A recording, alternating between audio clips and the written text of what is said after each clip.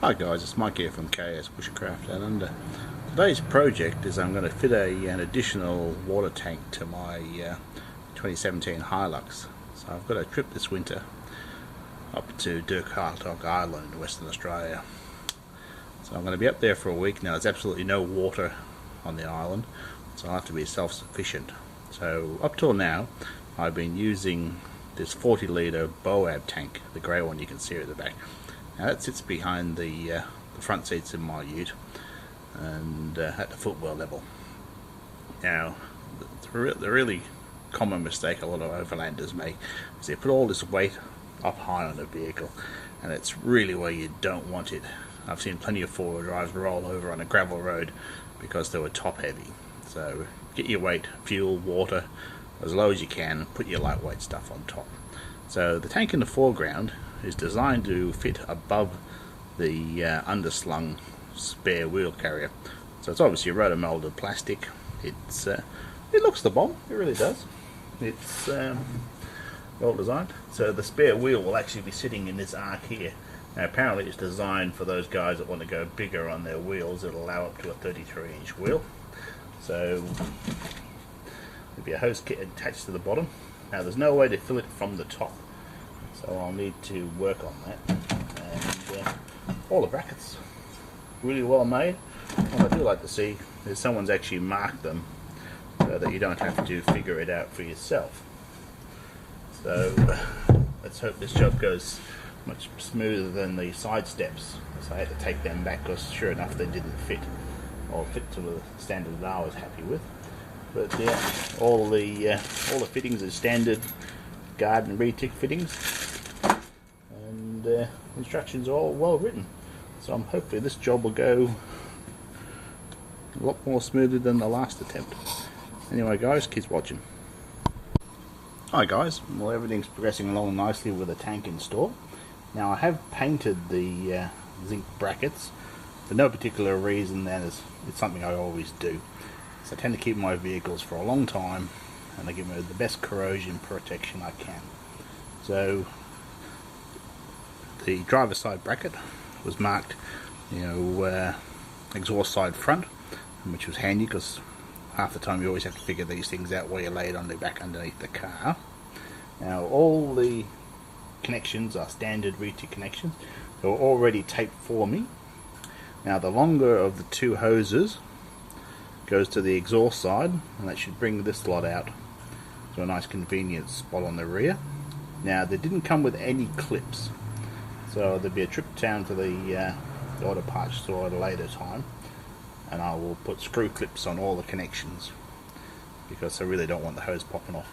Now I dipped this hose in hot mug of water, which made it much easier to slide these fittings on, and that is the hose connector. So this is how the idea is to fill it off a garden hose. But if you're going to fill it off a garden hose, you'll have to buy a caravanning one, otherwise you won't be able to stand the taste. So inside the chassis I'll be inserting these. Now the chassis is open-ended and it's already pre-drilled, which is nice, and the half moon cutouts means that the half moon goes to the outside, so that is the pair there, which will be lining up in here.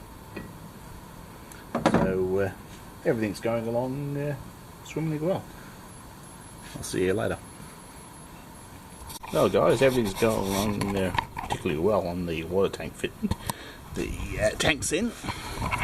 Would have been one of those jobs that would have been a lot easier with two people than on my own.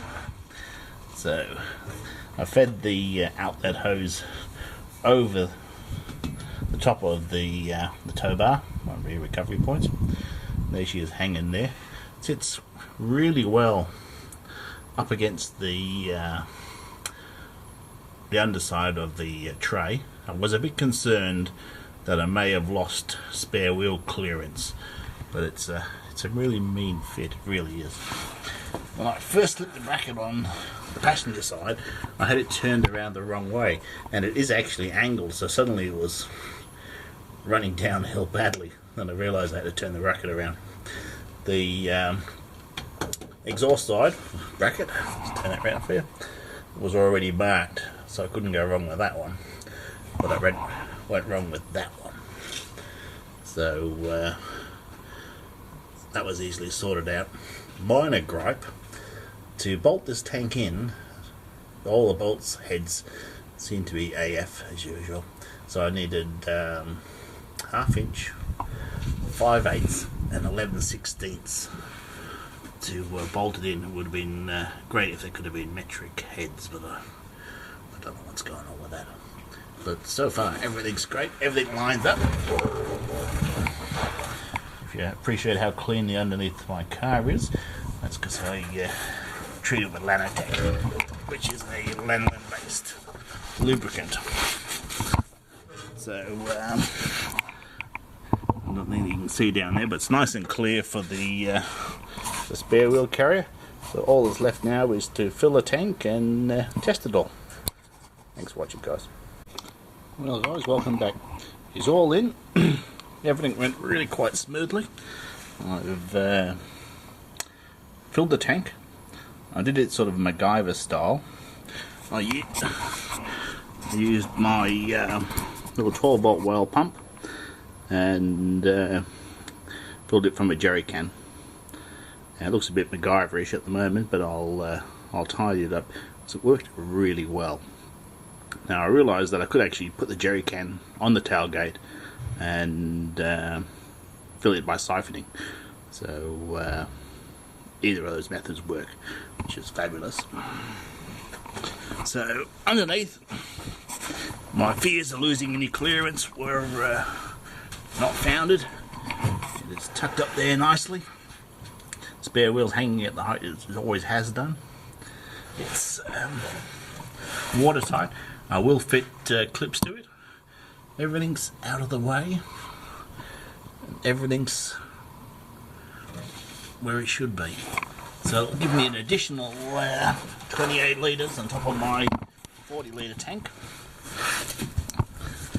And I'm really quite pleased. Anyway guys, hope you found this worthwhile and interesting. As always, thanks for watching. Bye for now.